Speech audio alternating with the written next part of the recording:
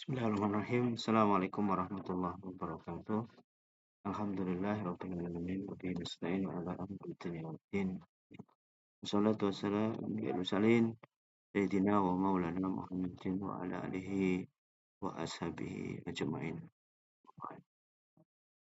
Pada Bapak Ibu rekan badan yang kami hormati, kita lanjutkan untuk kajian subuh pada pagi hari ini. Kita akan membahas tentang roadmap atau peta jalan bisnis.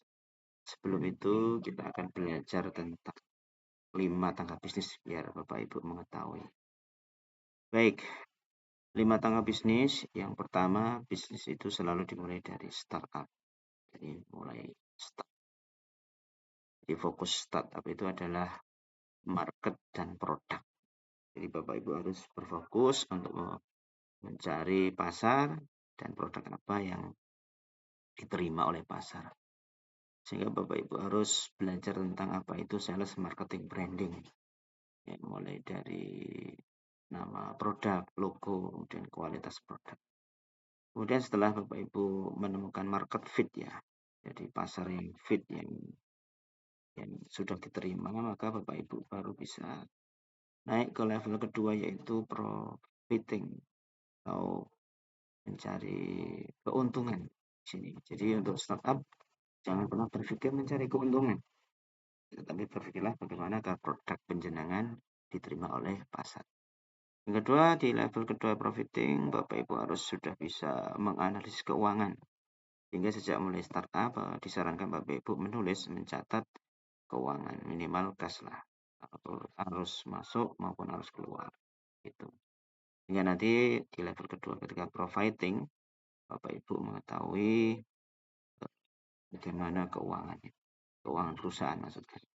Termasuk Bapak Ibu harus sudah bisa memisahkan keuangan pribadi maupun keuangan perusahaan. Sehingga Bapak Ibu bisa menganalisis keuangan dan kemudian membuat laporan keuangan. Fungsinya untuk apa?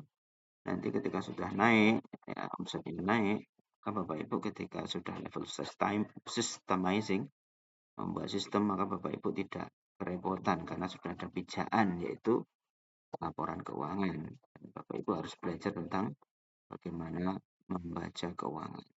Bagus-bagus, syukur-syukur sudah bisa membaca neraca. Ini penting bagi seorang pengusaha atau pebisnis. Tapi kalau Bapak Ibu hanya pengen jadi pedagang, ya cukup di startup selesai.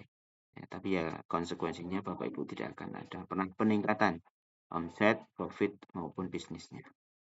Kemudian level ketiga yaitu systemizing.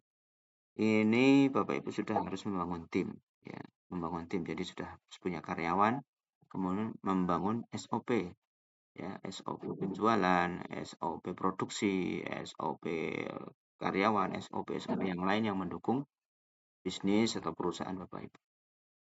Nah, ketika sudah di fase systemizing ini, maka Bapak Ibu harus betul-betul fokus upgrading terkait kemampuan leadership Bapak Ibu, kemampuan manajerial Bapak Ibu, ya karena sudah mulai mengatur orang lain.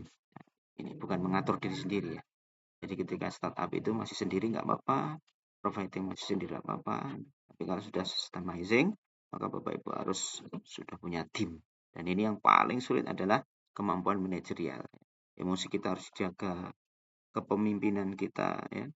Kemudian kemampuan-kemampuan yang lain.